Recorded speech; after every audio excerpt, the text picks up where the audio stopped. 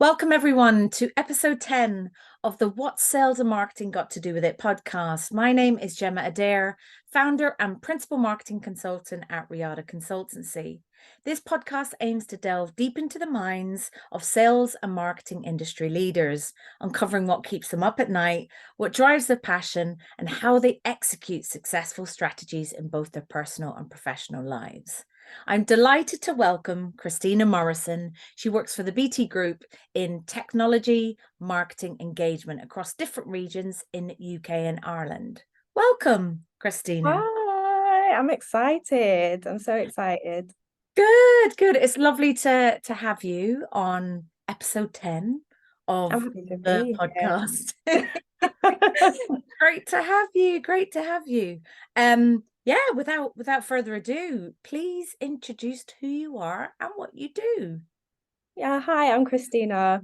I work for BT Marketing Engagement. I'm currently working here for a year. So my first 6 months, I'm going to be working with the digital voice engagement team. And then my next 6 months, I'll be working in a different marketing segment at BT. Following on from that, I probably will be working in a different marketing division, probably full time. But just a bit about me. So I went to the University of Nottingham. I studied industrial economics and I graduated this year, which I'm so Yay. happy about.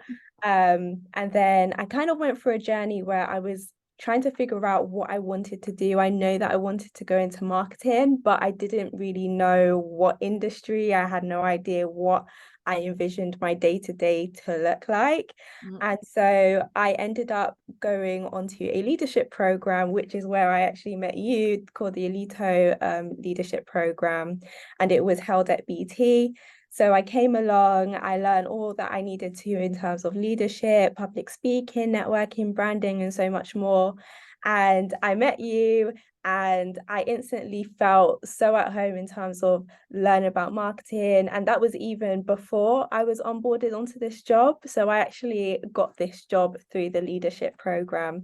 But before that, I had a lot of experience in marketing, comms, and kind of just delving into that world. And I always kind of saw myself as a marketeer, whether it was for leisure, watching marketing podcasts or going to marketing events. So I always had that interest. So it was almost fate that I ended up doing a marketing job in tech. That's amazing. And you had an award, you got an award, right? Yeah. More So about that. How did that come about? yeah. When I was at the University of Nottingham, I did a course which is industrial economics, which I mentioned, which is essentially economics. So you have some economic modules and then you have some business modules. And one of my business modules was marketing management. And I remember I was so excited that there was actually a marketing module because I I loved marketing, but I just didn't think I would find a marketing module with an economics course. And I did, and I went for it. And I remember being in the lectures and listening to the content, finding it so interesting. And I had this assignment, which was I had to write some essays on marketing campaigns, some of the arguments and some of the theories that I had learned, further reading and things. And I ended up being awarded the Oxford University Press Marketing Prize for the student with the highest performance on that module. Um, I think approximately 300 students. So I was really excited about that. And I think that was when I realized this is a pivotal moment for me where I've realized, okay, this is something I really am interested in. I still didn't know if I was going to have a career in marketing, but I knew that marketing was something I was extremely passionate about because of, I think, all my efforts and all my interest was kind of reflected through that award. So that was brilliant. And being recognised from the University of Nottingham Business School for that achievement was also a highlight that I will definitely always remember. Oh, that's amazing. And what's it like, you're at university and you're studying the theory of things, and now you've kind of come into the corporate world. What's that experience been like for you, and how has that kind of mirrored, if it has at all, to the theory that you've learned? Like, what's that like for you?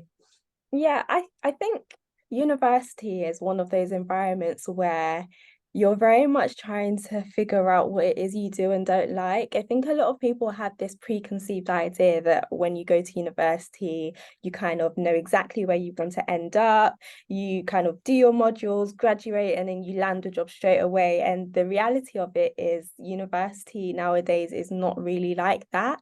Some people go to university in their hopes to figure out what it is that they want to do. And I came initially doing an economics degree, but things like, for example, working in the tech area, but doing marketing, or if, other people may be working in completely different industries, but not realizing that their interest could potentially lie in that industry.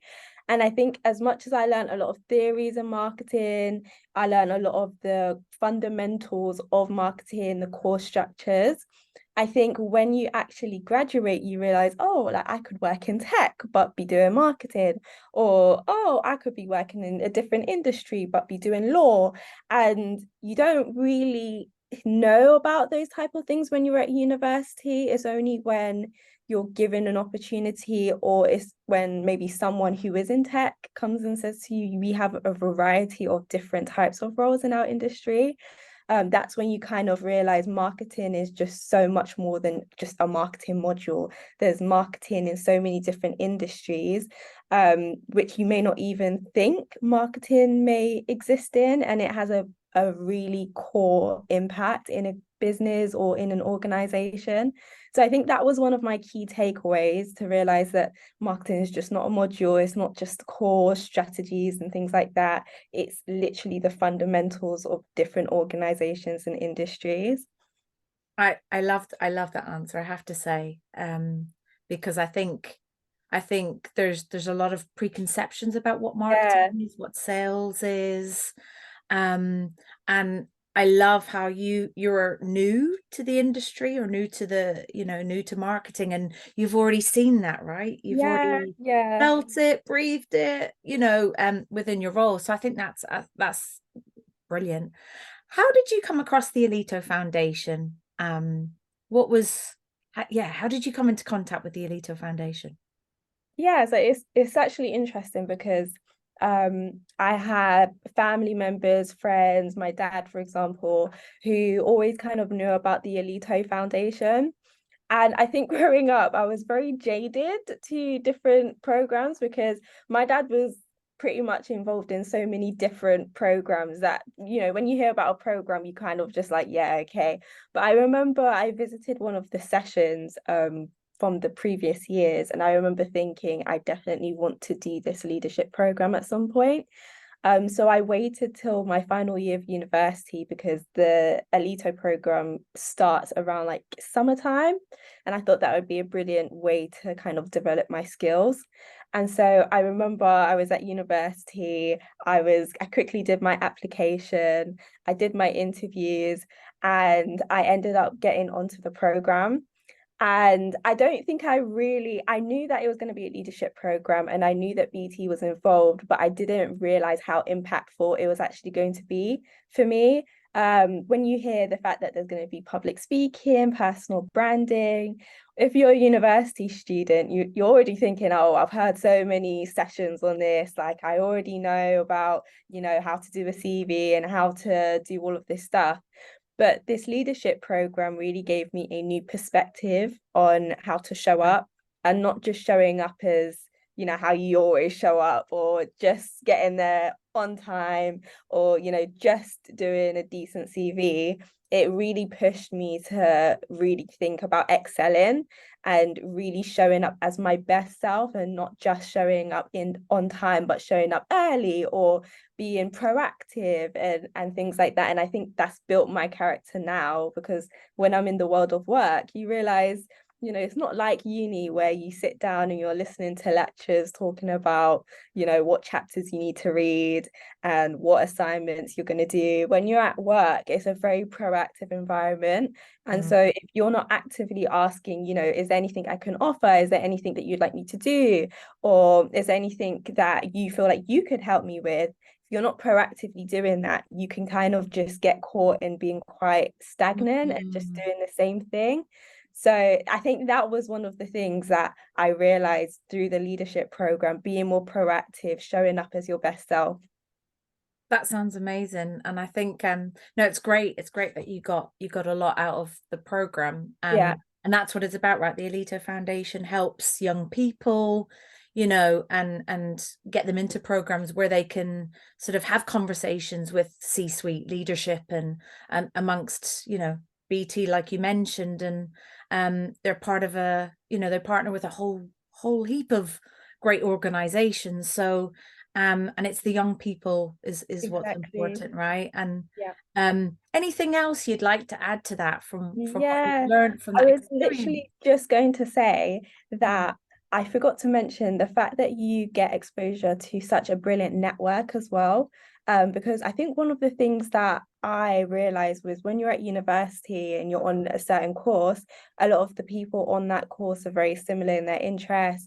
You know, they might have like different careers that they want to go into, but everything is relatively similar. But then when I went onto the leadership program, I met people that were, you know, entrepreneurs, people that want to go into finance, people that want to go into tech, you know, people that want to go into so many different industries, and had so many skills to offer. And we're just genuinely really nice people. And I think even the speakers, I like, for example, that's where I met you and you did the personal branding, speaking about network and stuff like that. And being able to speak to speakers who have already been there, done that, and they're able to offer you that advice, and it's not coming from a place of kind of telling you what to do and expecting you to do it, but it's very like almost relational. Yes. They're willing, they really want to see you win, and they really want to help you. And even after the leadership program, you know, you'll still be in contact with people and they're still really willing to help. And I just loved that network feel to it. And even till this day, I still have contacts from people on that program. So I think everything about it, from the skills, from the network, the career opportunity that I personally got as well, it's just amazing. Oh, Yeah. that kind of lights me up. It's kind of like, yay. Yeah. And being a trustee, I think it's just so important to listen to a young person and their experience of it, and just how it's been so impactful to you in your journey, and long may it continue, right? Yeah, I would Yeah. definitely say if there's anyone that really is struggling to figure out what they want to do in a career or what they see themselves doing long term, I always feel like going on these type of programs where you're not just, you know, training, but you're also developing character and you're developing network and you're developing yourself. You become so much more confident within yourself to go for jobs, because I think a lot of the reasons why people are a bit reluctant to apply for things is because they overthink themselves into not applying to something because they feel like they don't have the skills or the confidence. But when you go into programs like this, you realize that you're really limitless and you have the ability to do anything that you put your mind to. And it kind of feeds you back that confidence that maybe before you was lacking. So I recommend these type of leadership programs, definitely. Mate, there's so many good nuggets and quotes that you've just on this. Just We should snapshot it. limitless. I love it. I love it. That's a quote for sure. I'm gonna make sure Kristina I write it Morrison. down. Kristina Morrison said you're limitless. Oh, Yeah. oh, amazing. So going back to your day to day and the amazing organization that you're working with at the moment, what does a day in the life of Kristina look like? Professionally and personally, what does that look Oh, interesting question. I okay, I'll kind of say roughly what I do, and like? then Perfect. I'll talk about the day because my day to day is generally different every day.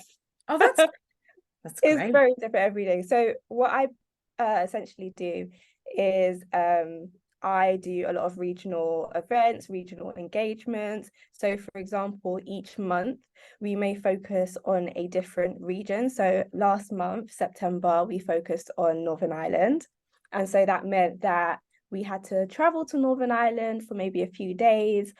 plan and hold events, really engaging with customers and informing them of technological changes that are about to happen. So I work for the digital voice team at the moment.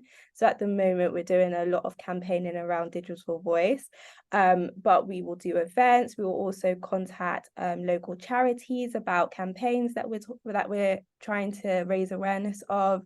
We also engage with local council and just all different stakeholders that may be impacted by any of the BT initiatives that are about to take place.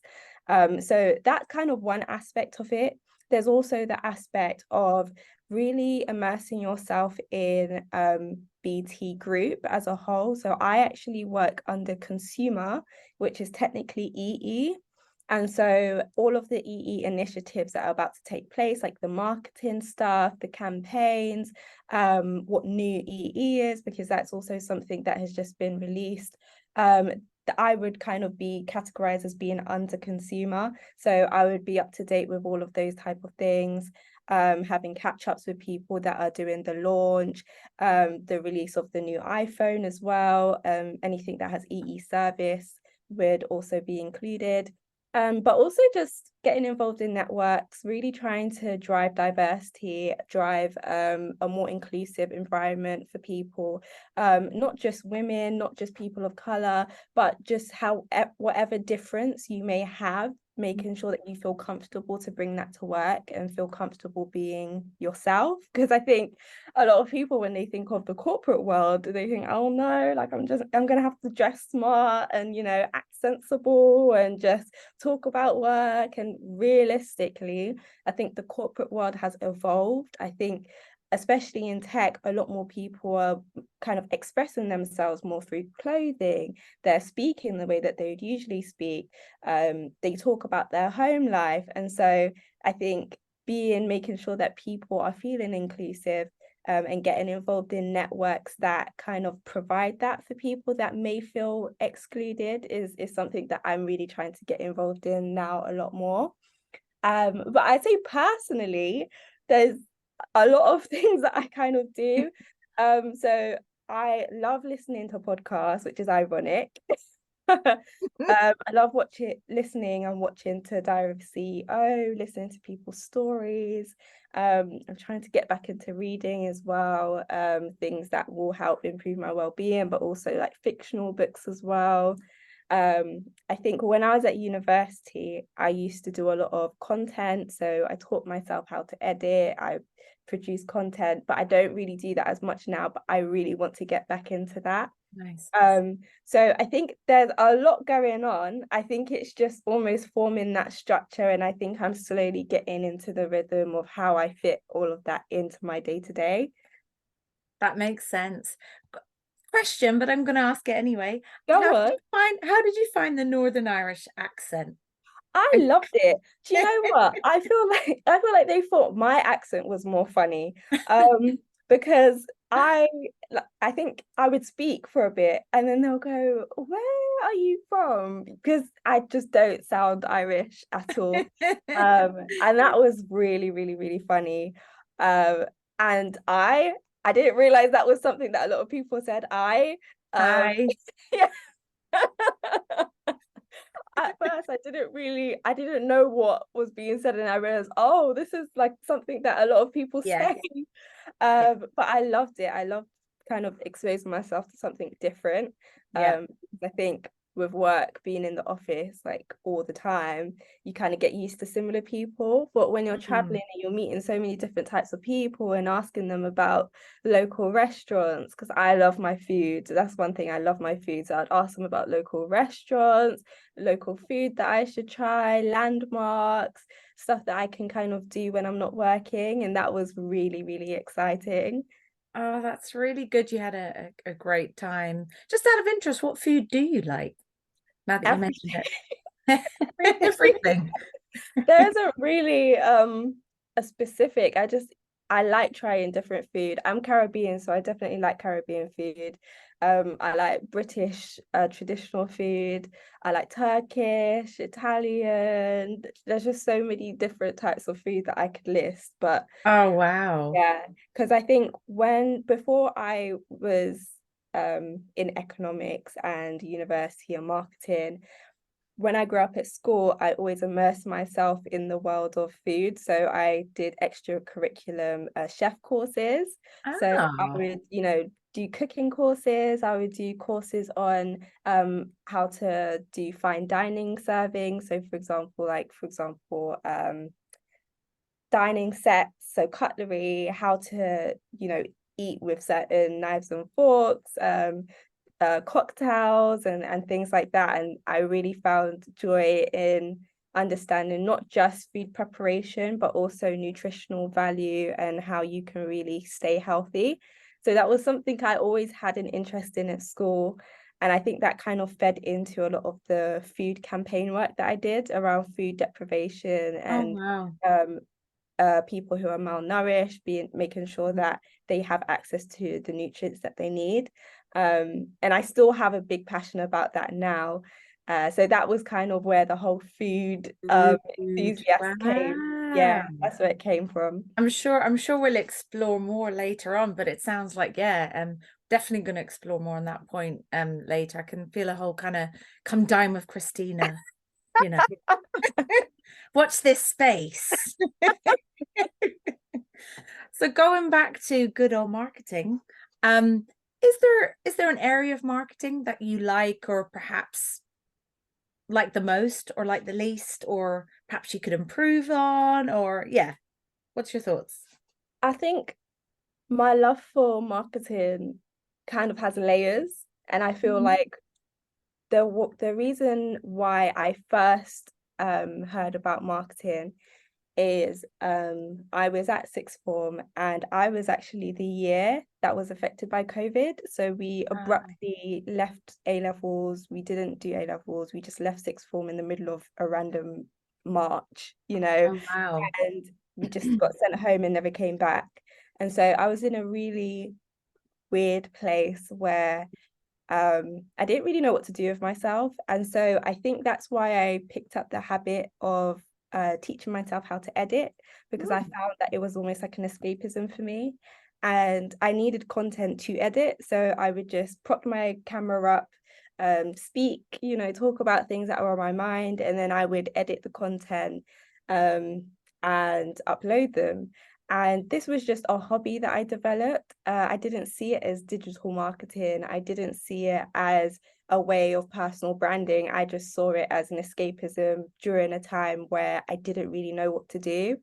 And when I went to university, uh, the university marketing department saw some of my content and said, wow, this is really good. We'd like to recruit you to make, student lifestyle content for us. Brilliant. And that was kind of my main job at university, producing marketing content for the university, talking about my lifestyle experience and some of the things that I may struggle with, some of the things that I love about the uni. And that was kind of where I was introduced to the whole marketing, personal branding, digital marketing. I think from then on, that's when I went down the route of marketing comms and marketing branding and just the key fundamentals of getting a brand across. And then I think over time, I learned about the additional strategies. That's when I learned about, how to do marketing in an organizational way, Mm. propositions, partnerships, all the different components of marketing kind of came after that. But my initial love for marketing just came from the simple fact that I was in lockdown and I was in a very weird place where I didn't really know what to do, and that was my outlet. That's really powerful, because I love how you just kind of immersed, you kind of looked at the situation and thought, right, how do I seek, like, make use of my time, or like what can I do, and making use of that kind of like quite a bad situation Yeah. happened, and you kind of pivoted almost into like, oh, let me explore this, and kind of you immersed yourself into it. um what would you say for, let's say, a young person that's perhaps comes into that type of predicament? And I mean, I love it because you kind of like, that was your outlet. And I think, if it's it might be music for one person, it might be reading books for another, it might be creating content. But what sort of went through your mind at the time, and what kind of made you think, oh, let me kind of move in this direction? Yeah, I think during the pandemic, there was a lot of voices. I think if you remember that time, there was a lot of information being thrown out Mm. online. There was a lot of information on TV. There was so many different current affairs things going on at the same time. And I felt like I needed an outlet where I could vocalize some of the thoughts that I had, but still being able to develop a hobby that I was Mm. really interested in. Yeah. And so I guess speaking to the camera was my way of having that outlet. But then the editing part was almost like the project side of it. Like, how do I make this outlet into something that I can present, package, and send out to the public? And so I use editing as a way, oh, let me chop that, let me edit that, let me add some memes, let me make this really fun, let me add this Yeah. music, let me, and I felt like I was almost creating a project around myself, and sending that out. And I was really surprised with the engagement that it got over time, because to me, I was just talking about stuff that I was thinking about, but to other people, it was a way of connecting. It was a way of finding relatability with someone else. And I would say if there's someone in that position where they don't really know what to do, and they're kind of just feeling very stagnant and feeling like they're not doing anything, I would say going back to the core fundamentals of what you enjoy doing, or maybe something that you've always wanted to do but was always scared to do. Because I think at that point in time, I wasn't a big speaker. I didn't really speak a lot. I remember I went downstairs to my parents and I said, guys, I'm going to start a YouTube channel. And they looked at me like, don't even speak to What? us. Why are you Mom and about to dad were start? like, what? They're like, how are you going to start a YouTube channel if you don't even speak to us? And really, I think they were confused by it at first. And I said, no, this is going to be my challenge. I'm going to start a YouTube channel. I'm going to put out content, and this is going to be my new outlet. And I did. And now they look back on it and they always refer back to the time. Remember when you came Oh, downstairs I came and you said downstairs. you was gonna start a YouTube channel and we thought you was crazy? And I think if you're in that position where there's something you've always just wanted to do but haven't done it for whatever reason, I think just start, because what's the worst thing that could happen? Unless it's going to cause harm to you or other people, there's no reason as to why you shouldn't be doing what you want to do. Mm. And I think a lot of people feel like they have to almost quit their job, go and do something that they've always wanted to do, or if they're not employed, solely focus on their passion. But I think what was really good for me is I was able to explore that new avenue, explore something that I hadn't explored before, but still be very cautious of the fact that, I still want to work, I still want to earn some form of money. And then when my hobby became profitable and I was recognized by the university, I was Mm. able to almost replace it, as opposed to just solely depending on this, editing thing. Because it could have been that I had learned how to edit and I was rubbish. And, that could have happened too. I could have went onto the camera and not had anything interesting to say, or Yeah. had not be able to speak very well. So it's always good to kind of have something that gives you that structure, something that gives you that regular pay. And then when your hobby or when that passion exceeds the thing that Mm. you're doing, then you can say, okay, I can confidently lean on that. Well, that's Yeah. my view anyway. But yeah, I would definitely say just being able to immerse yourself in your passion, regardless of what people might think, is something that I advocate for highly, because I think it is personal development. If you don't do it, you'll just be the same.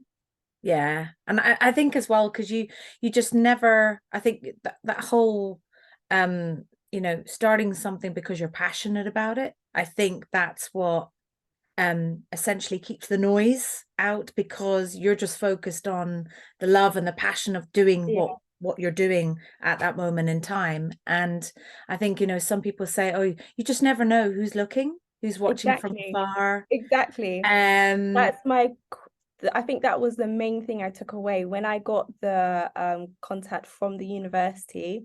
I thought to myself, wow, you really never know who's watching you. and the impact, right, Yeah. that you had on people that, watched your videos, listened in, that kind of thing. You just don't realize the impact. So if a young person has something that they want to do or explore, like you said, what's the harm? If it's not harming anybody else, then, try it. You Yeah. just never know. You just never Yeah. know. And you'll pinch yourself because you're like, why I should have done this earlier, or all of that kind of self conversation happens in your head. So yeah, it's very, very important. In terms of marketing, what do you think, now that you've, whether it's from your theory from university to sort of present day, what are the misconceptions of marketing, do you think, that people have? I think one of the main misconceptions that I've noticed is a lot of people think that marketing is just, I guess, social media, TikTok, Yeah. Instagram, oh, marketing, Yeah. or posters, arts and crafty type of thing. Mm. And I think the reality of marketing is, if you have an organization or if you have a business, the message that is being sent across is so important. The brand representation is so important. If you find out that an organization is not doing something ethically, or something has gone wrong, or it has impacted someone in a negative way, people are so quick to not consume anything from that brand. And I think marketing almost helps to keep a brand's message or representation very consistent. Because I Mhm. think people don't realize that marketing and sales go hand in hand. If marketing isn't strong, sales won't be as strong. There's a lot of brands that solely get a lot of sales because they're marketed as being valuable, being luxurious, being worthwhile, being really effective or practical, whatever the reason why you buy something, it usually has something to do with marketing. So I wish that people kind of open their eyes to how marketing has impacted our world and impacted business and everything that we do. Otherwise everything would just be very bland, I think. No, I think you touched on a great point there, because I'm a firm believer on marketing and sales alignment. And it, again, it's interesting, given your time in marketing, how you've seen the importance of marketing and sales alignment, and those two functions, teams working together. And anything else you'd like to add to that? Yeah, I think when it comes to marketing as well, I think the world is slowly starting to progress into having influential people that represent a brand, or having partnerships that align with their goals. And I think sometimes it's also important to notice that marketing may not necessarily be within an organization as well, but it can span across different organizations. So you may notice that if a product is being launched, other organizations will partner with that brand to promote a product if they feel like their values align, or if they feel like their um, main messages align. So Mhm. that's something as well that people don't often realize. Also, promotional tools is something that's really important. And no, it's not just TikTok and Instagram.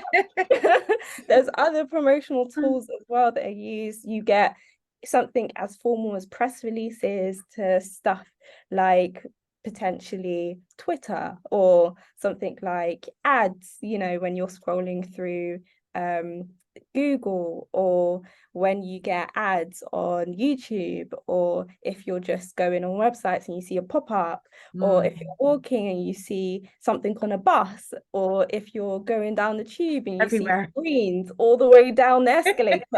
It's everywhere. And I think people don't even realize how much campaign work or how much marketing they're taking in on a day-to-day because they're so conditioned to it. Even things like advertisement, even though people feel like, you just usually skip through adverts, I feel like there are adverts till this day that are stuck in my head. If I hear the song, if I hear that character saying a certain line, I remember the company. And so I think marketing has such a massive psychological impact on people and they don't even realize it. And I think that's so interesting because consumer behavior is so big and people don't even realize their own consumer habits and their own patterns. Yeah, So the psychological aspect of it is so interesting as well. definitely. And me and you, right? We market, we, sell, Yeah, we do all of that. So there's that people element that people comes into aspect, it. exactly. Understanding people's needs, people's Hmm. wants, understanding the actual psychology of people as well. I think when you look at certain marketing campaigns, you realize that it's really targeting what that person wants to be or what that person desires to be. So if, for example, you are a person and you feel like you want to start going to the gym and you get this gym advert with a person who's in fitness gear and being really athletic, you're going to look at that and be like, I want to be like that person. And you may not think you're doing that, but that is the reality of how marketing works. It almost drives you to become that person that you want to be, the clothes that you want to wear, or the food habits that you want to consume. All of that ties into the world of marketing as well. Definitely. And just out of if a young person wanted to get into marketing, what sort of advice would you give them? I would say that I think one of the difficulties is marketing is becoming a lot more saturated. So Mhm. you're getting a lot of different types of marketing happening all at one time. So for example, social media marketing is so concentrated now that you could be on Instagram and you're scrolling and every other scroll is an ad, or you could Mm, be watching stories and every other story is an ad. And I feel like people can become very desensitized to yes. the marketing that they're actually consuming. So I would say that if you do want to get involved in marketing, having like a core passion or core belief that you want to go down. So if, for example, you're really big on marketing sustainability, maybe finding marketing jobs that align with your sustainability goals. Or if you're very big on people marketing like consumer behavior, understanding people more, maybe finding a marketing job that aligns with people and talking and actually, socializing. And Mm, then there are also marketing jobs that are very analytical. If you're a person where you're very much about number crunching, very much about analyzing patterns, very much about stuff like that, maybe data analytics, maybe marketing around maybe marketing research, understanding stats and stuff like that. So there's really space for different types of people within marketing. It's just really kind of doing that inside work, realizing what you like, what you don't like. I know that I like working with people, I like events. I'm not a fan of the number crunching, if I'm being honest. The analytics, I'd rather stay away. I'd rather leave that to the data analytics people. But if I must, I will. But I am able to acknowledge what I enjoy and what I don't enjoy. So I think being able to understand that if you're applying for a marketing role and there's a job posting, really reading what you're signing up to, because you might think you're signing up to a creative campaign, people person, events type role. And in the bio, it says Excel, analytics, spreadsheets, and things like that. And it's completely opposite to what it is you want to go into. So if you do see a marketing role, really reading what you're getting yourself into and trying to tailor the types of jobs you're applying to the types of things that are coming up. no, I think they're all sound advice. I think a lot of great sort of nuggets there that a young person can take and consider and apply and kind of when they're doing their research. You talked about marketing and you had a passion for marketing. What did you want to be when you grew up? Oh, that's an interesting question. I was always the type of person where every other month I was changing my mind. I didn't really have, Right. I wasn't that person that woke up one morning and was like, I will be a marketeer. I just didn't, I wasn't that person. I Yeah, yeah. felt like I was constantly going on a journey. First, I thought I was going to go into health or fitness or be an athlete because I was very sporty growing up. Mm. Then I went down the route of, oh, maybe I want to be a lawyer because I watched Suits on Netflix and I thought that looked cool. And I thought maybe I might be a lawyer. And then after that, I thought, oh, maybe I should go into something economics, finance. And then I realized I don't know. I think I'm a bit sociable. I feel that I should use that skill to something that Mm. is more people facing. And then that's when I got into marketing. I do genuinely feel like my journey is still evolving, and I feel like I will still have additional interests that complement marketing. Brilliant. I'll probably use marketing in a different role. But I feel like I'm kind of evolving and realizing what it is I want to go into. And I think that's fine. I feel like there are some people in this world that wake up and they go, I'm going to be a lawyer, and they end up being a lawyer. But a lot more people kind of realize that they don't really know what it is they want to do, and they kind Mm. of have that moment where they think, I think I like this, but I'm not sure. And it's fine to not be sure because that's kind of what life is about, kind of testing and trying out things. So to be fair, I went through a lot of job roles before I got to marketing, but I think that the things that I have learned through marketing was a lot more personal. I think things like, being an athlete, law were just things that I knew I liked. But when I was in that period during lockdown and I didn't have anything to do, creating content, personal Mm. branding was my natural instinct. And I think that is why I'm so passionate about marketing, because it really helped me during that time of my life. That's amazing. And I think you quite rightly said, you don't have to know where Yeah. you fit, or you can, trial some things out, just kind of like if you have two jobs, three, that's fine, and it's all part of the just trying to understand what you're passionate about, what you want to do, where you want to grow, that kind of thing. So yeah, I'm so happy with what you just said there now. It's quite key. Um, I know you love creating content for, young people and getting that kind of message out there.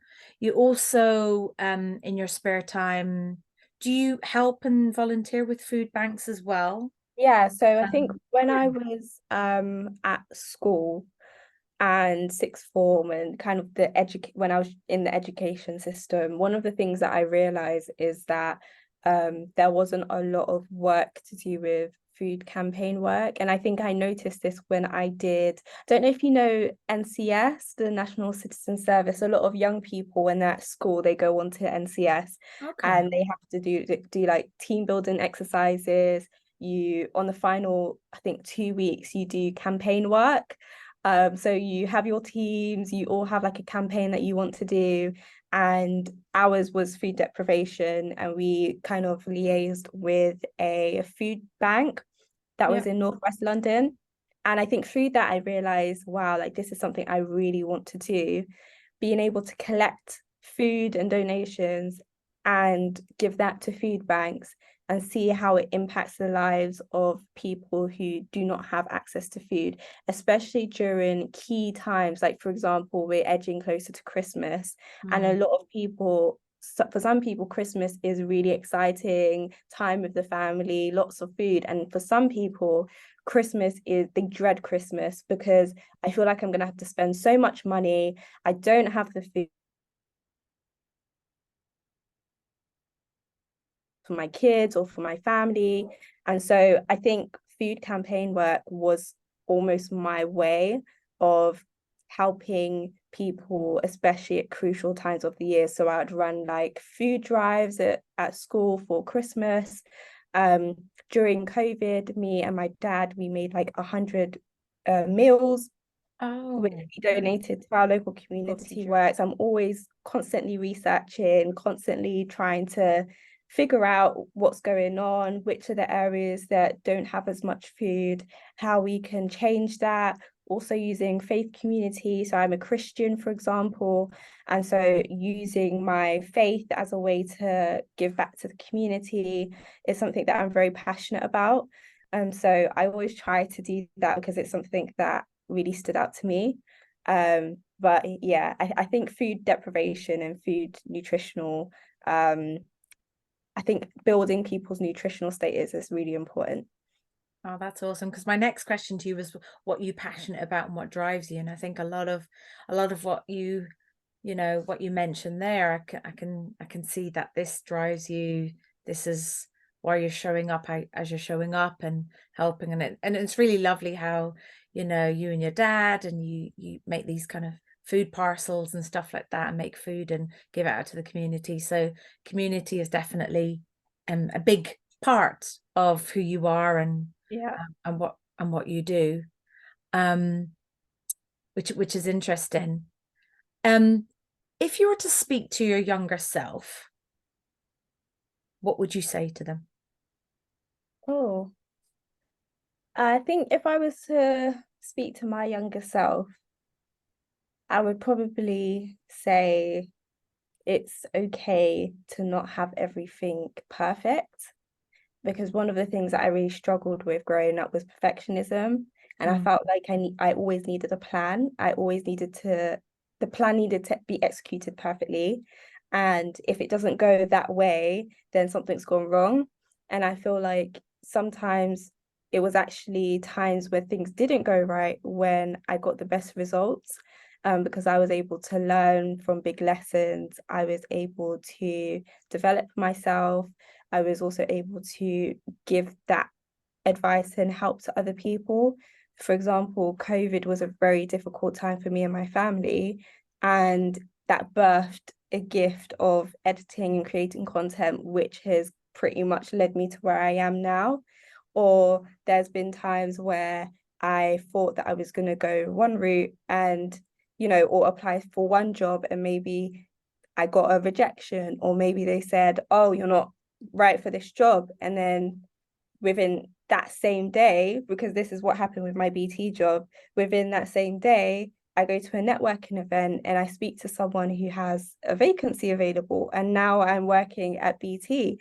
So I think I would say to myself, you don't have to have everything mapped out. You don't have to have like a strict, almost 5-year plan of how your life should go, because sometimes there's like beauty in the fact that things don't always go to plan, and that's okay, because sometimes something even better could happen. You may not even know that it's around the corner. I think some people even say sometimes the most spontaneous times are the best times. And Yes. I'm a big believer in that, because I think that in my life, a lot of the very spontaneous decisions I made or the spontaneous events that I attended were sometimes the most impactful in my life. No, that makes sense. And you mentioned their rejection, right? And we all go through rejection, regardless of where you are in life, your age, and all of that. As a young person, like, what advice could you give to a young person that's perhaps, facing rejection, or perhaps wanting, looking to overcome that rejection and kind of take them out of that ill feeling or that rejection brings? What would you say? Or how do you do it if you face rejection? Yeah, I would say the way that I kind of deal with it, I would split it into two. So I'd say I'll give a practical answer and a mindset answer. So I'd say practically, one of the things that I always do is if I get a rejection, for example, from an interview, or if I feel that the feedback was different to the way that I felt it went, I will always go back to that company and ask for feedback.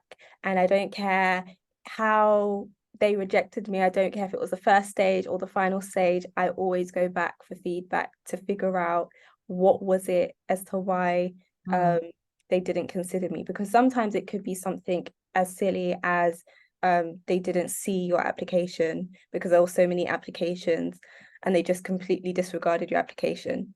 Sometimes it could be because they had someone in mind and they just didn't want to say that they had someone in mind. So rather than you beating yourself up about a silly mistake you made, it's probably just that there was someone internal in that company that was applying for the same job and they already know that person or something like that. And there's so many different reasons as to why you may have been rejected. But if you don't get that feedback, you may be kind of beating yourself up about something that wasn't actually the reason as to why you was rejected. Yeah. So I definitely say ask for feedback. I'd also say try to get as many people around you that can help you. So if, for example, you always know that you get rejected at the CV level, so you submit your CV and you get rejection, maybe finding out if someone can look over your CV, because maybe there's something in your CV that could be altered. So maybe your degree isn't explaining what you actually did in your degree and it just has your degree, or maybe you have work experience and the way you've worded it doesn't show how amazing you actually was in that job. It's just kind of saying I did this, but it's not saying your results and your outcome. So kind of finding someone that could review your CV or that you can practice interviews with, or that you can practice, I think, psychometric testing. I think that's what it's called. Where sometimes you might have to do, those maths tests or spelling tests. I don't know what they do nowadays, but sometimes you do these tests and you're just like, oh. So maybe practicing those. So practice and being exposed to people that can help you. But I would say on the mindset aspect, I would say don't kind of lose hope, because sometimes you might apply to something and it's just not meant for you, and that's just the reality of it. Because deep down you know that you just applied to it because it was just there, you just wanted to see what would happen. So really not losing hope. Apply if your approach is applying to as many different things as possible and seeing what lands. That's great, but ensuring that your applications are consistent, that you're really showing up as your best self and not just kind of, randomly applying to things and not really putting in much thought, and really making use of your network as well. If you have done previous internships or previous jobs, or your family may know someone, or your friends may know someone, or you've had a conversation with a mentor or something like that, making use of the information that they have and making it very clear that you are on the lookout for a job. Because a lot of people don't actually always know if you have a job or not unless you say it. That's how I got my BT job, because I was at a leadership event and I said to someone, I really want to go into marketing. I don't know how to get into marketing. I've been applying to things and they're not landing, and I'm starting to feel very deflated.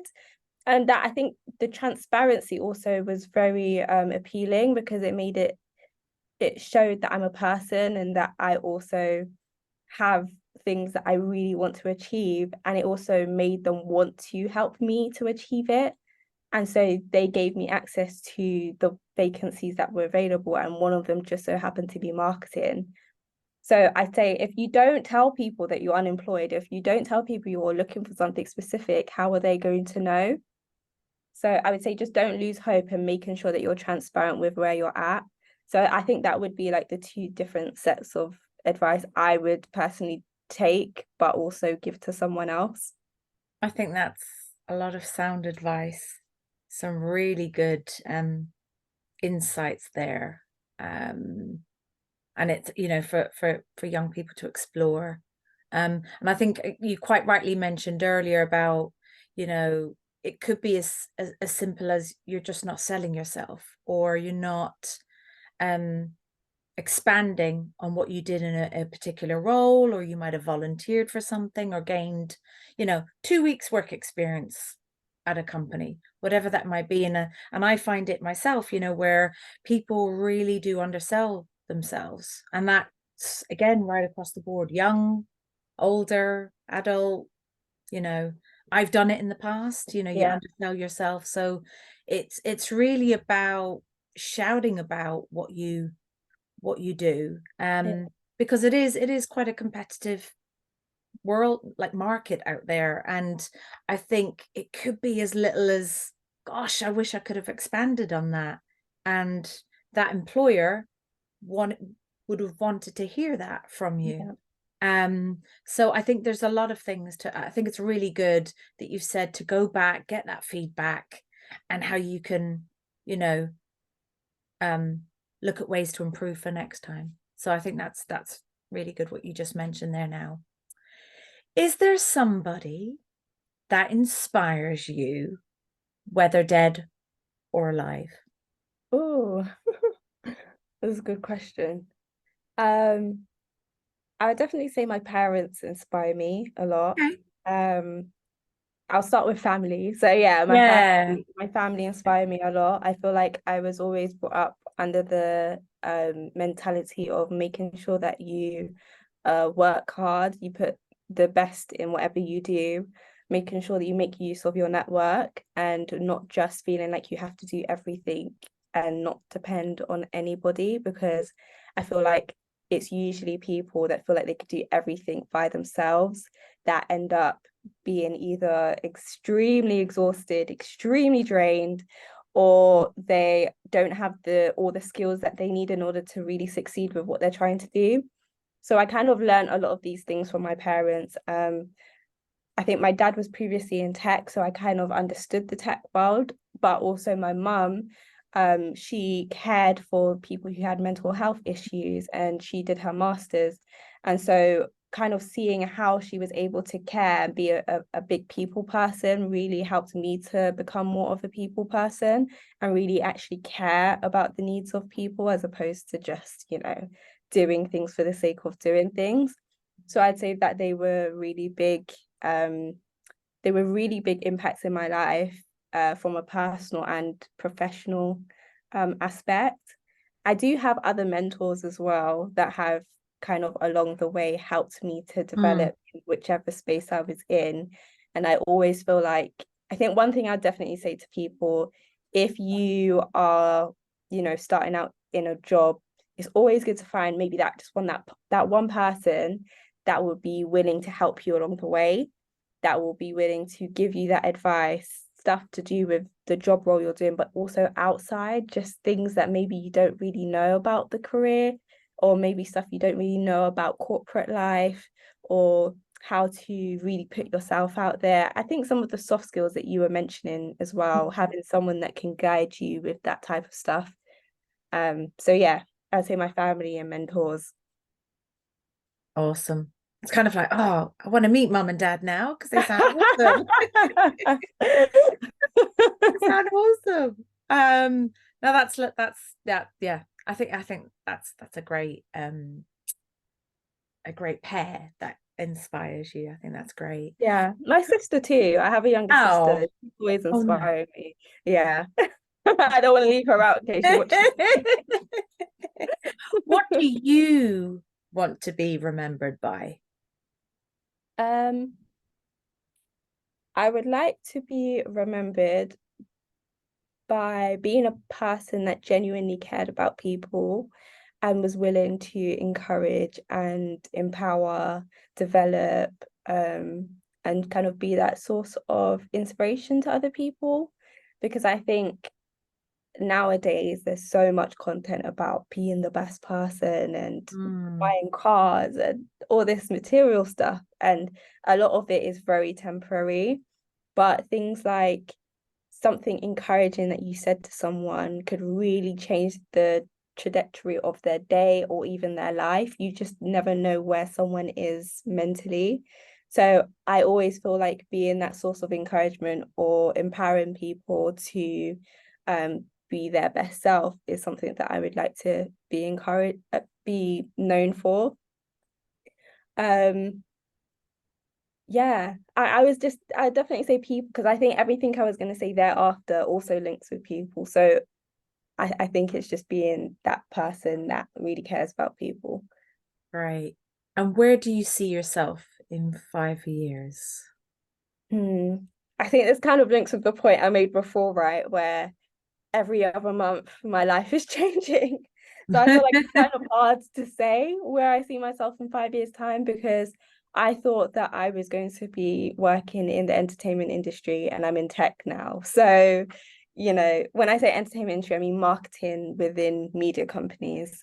Okay. But I'm doing marketing in tech now. So who knows, in 5 years, I could be maybe doing marketing somewhere else, Hmm. or I could be at a point where I can invest in other companies and help them to develop their own marketing, or help them to develop their own personal brands, their own business brands, their own core values for the company and things like that. I'd love to be able to get to that point where I'm able to offer almost like investment to people. Mm. So I think that's another avenue. Venture capital and being able Okay. to invest is something I'm really interested in as well. But I don't know. I think I kind of just see where, the wind blows, see how I kind of end up. Because Because you definitely add a lot of investment currently, and you never know the next conversation at the kitchen table, or when you yeah, go see mum and dad next, it'd be like, Dad, Mum, I want to start a TV channel. You just don't know. you really don't know. I could suddenly just have an epiphany and just be like, you know what, I'm going to go into education, and I'm going to, I think it just depends on where my heart is in that time. And Mm. I think that's why I'm trying to learn not to put that strict plan in place that I used to do growing up, where if it Yes. doesn't go to plan, I'm now upset because, this is how I envision my life to go. So now I'm kind of giving myself room to really like make mistakes, make decisions. If I do want to go into marketing, being aware of like where I am now, where I want to be in 5 years' time, hopefully more advanced in my career. But if it's not marketing, like being okay with that as well. So I'm just at a place where I just don't really have the strict 5 year plan anymore. It is what it is. It is what it is, and you're giving yourself that space, allowing yourself that space to explore and just see where it takes you, you Yeah, know. Yeah. yeah, You spoke earlier about podcast, Diary of a CEO. I'm a fan of Stephen Bartlett myself. yeah. I think he's awesome. Um, what else? Books, what other stuff do you kind of do or immerse yourself in that's been helpful from a professional perspective, personal perspective, mindset perspective, marketing perspective? Tell us. Yeah. I think I'm very into well-being, improving my lifestyle. So I will read a lot of books that are very self-help level books. So one of the best ones I read was Atomic Habits. Um, Mm. that was really good, because I think one of the things that I did was I was very extreme in, for example, let's say I want to start going to the gym. I was the type of person, I was like, okay, I'm going to go to the gym every day for 3 hours, and that's what I'm going to do. And I feel like Atomic Habits taught me, if you want to start going to the gym, maybe go one day a week for 5 minutes, and then gradually up it to half an hour, and then gradually up it to an hour, maybe twice a week, maybe 3 times a week. And then before you know it, you're in a habit of Mm. something that is a healthy cycle. And so that helped me to be less extreme. uh, I do love podcasts as well. Diary of a CEO is one of them, but I also am a person of faith, so I like listening to things that are kind of spiritually kind of empower you in that way. Yeah. Kind of gives you that peace throughout your week, so that you're not just all over the place. I also I was gonna say something else, but I lost my train of thought. But yeah, podcasts, books, but also in terms of my mindset, I also like to talk to people. So one of the things that I used to struggle with was actually speaking about how I feel about things. I was very much a people pleaser, and I didn't really like to kind of make people upset. And so I've started to speak to people, seek, advice on things, counsel from people. So if there is like things that I struggle with talking about, or if there is something that is kind of hindered in my life, I do try to talk to people about it. And they also give me amazing books. I think the other day I spoke to someone and they gave me, I think it's the Chimp Paradox. Chimp Paradox. Yeah, I've got Yeah. that book. Yeah. Oh, Yeah. you do? I need to get that book because someone told me about it. And so I'm excited to read it because the way they described it was really, really good. Yeah. So yeah, so I hear about all of this stuff that kind of creates that positive, strong mindset. Because I think a lot of times people think that when they see someone that's in a really good position or a position that they want to aspire to be like, they don't realize all the things behind the scenes that they have to do to keep themselves at that level. And they don't see the mind work, they don't see the going to the gym, they don't see the, spiritual things that you do, like going to church on a Sunday every week and things like that. You don't really see that part. And so I try to like tell people as much as possible that the things you do behind work kind of help you to show up for work, because a lot of people, if their mind's not right, they won't go to work, they won't show up at work, and it trickles into everything. So that's what I kind of try to do outside of work. Incredible. And they do, just to your last point you mentioned there, it's really important because they say in your personal life, how you show up in your personal life shows up in your professional life, when you go to work, if you run a business, whatever that might look like. So to your point, it's very important to kind of look at all areas of your life and look at how, as much as possible, to get that balance. It's not easy, to your point. It's a daily occurrence, a ritual, if you want to call it, to kind of make sure you kind of put things in place in order to set yourself up in the right way, or as best as you possibly can. Because it is challenging, right? For sure. And people don't know what goes on behind the scenes. Yeah. I think that's a very, very valid point. If you had a chance to be a superhero or have superpowers, who would you be, or what would they be? So it could be an existing superhero, or you might just want to have some superpowers. I think if you had asked me when I was younger, I think I would have said super speed, because I was very fast, and I felt like having the super added to it would just amplify it all. So I could run to a different country or I could just like run like somewhere. I could be in so many different places within a matter of seconds because I'm always trying to like fit things in my schedule. But I think now I'm very interested in the mind. So I'd probably say something like, I don't know if I would, the idea of mind reading sounds interesting until you actually read someone's mind and you realize, oh, I don't want to know that. That's a good point, actually. Yeah, because you don't quite know, like, all minds think differently, and exactly, who knows what the other person's thinking. Yeah. Or the conversations that they're having internally. Yeah, so I always like to say mind reading, but in reality, I don't know if I would enjoy it much because taking in all that information would be exhausting. So let's just stick with super speed. I think super speed is probably the most reliable one. I love it. Super speed. Yeah.